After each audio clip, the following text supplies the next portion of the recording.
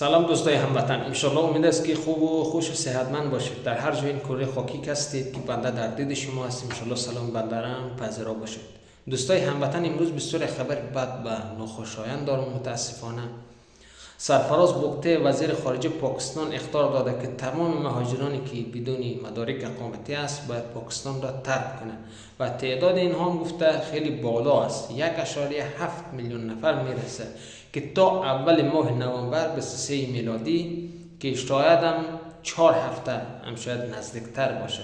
گفته باید خدا چیم در رضا از پاکستان به بیرون، پاکستان را ترک کنه و نه که در غیر این صورت گفته اخراج می شود.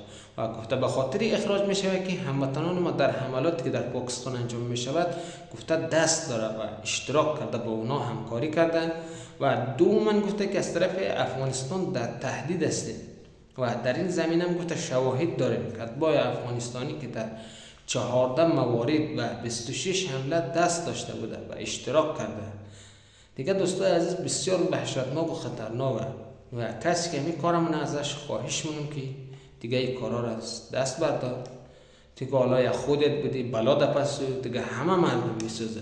چند جای است که در زیر تحولاتی که به افغانستان به وجود آمد نظام سقوط کرد، کمی نظامی که فعلا حاکمه ای آمد امارت دیگه چند یا فرار کرد، دیگه رفت خدا نخوانده به کشور دوم رسن، چند یا ایران، چند یا پاکستان.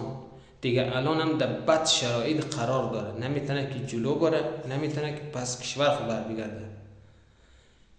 دیگه نکنی کاره دیگه هموطن.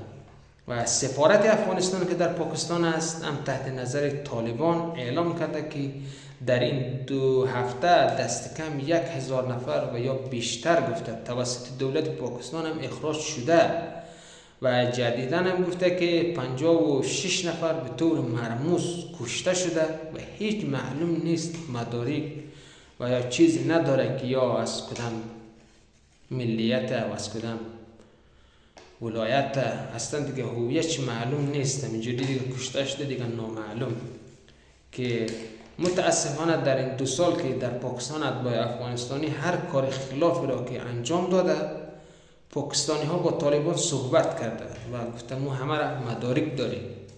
و دوستای عزیز دیگه از اینجا دیگه معلومه که دیگه شماری از هموطنای عزیز ما که از جنوب شرق افغانستان به پاکستان رفته، اولا که اینا با طالبان پاکستان همکاری مونه که اینا همزبانه، دوما که اینا مسیحیه، سوما که با اینا هم عقیده و هم فکره که در این حملات های اشتراک مونه. که متاسفانه دیگه نتیجهش هم دوستای عزیز این میشه که تمامی مهاجرانی که اونجا هست بدبخت میشه و در عذاب اون نفر میسوزه.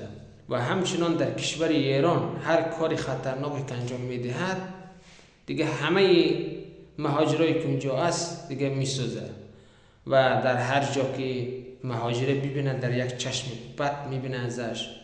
و شاید هر کشور بد و خوب داره و جنگل تر و خشک داره و یک نفر اگر یک کار کنه شاید همه مردم بد نباشه و یا یک نفر یک کار خوب انجام بده همه خوب نیست.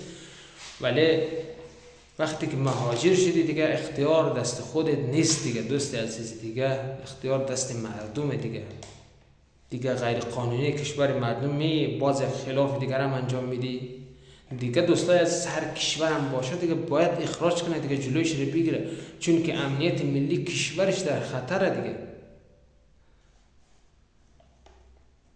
دیگه دوستای عزیز دیگه ویدیو طولانی شد دیگه. انشالله امید است که جور و صحتمند باشید و انشالله که پاکستانی کار نکنه که بعد شرایط الان دیگه زمستان چند یا پول نداره، چند یا افغانستان که برگرده امنیتش تأمین نیست دیگه، بسیار سخته براش دیگه. انشالله دعا کنید دوستای عزیز و می چینل من هم یک حمایت کنید دیگه، جور باشید یا علی.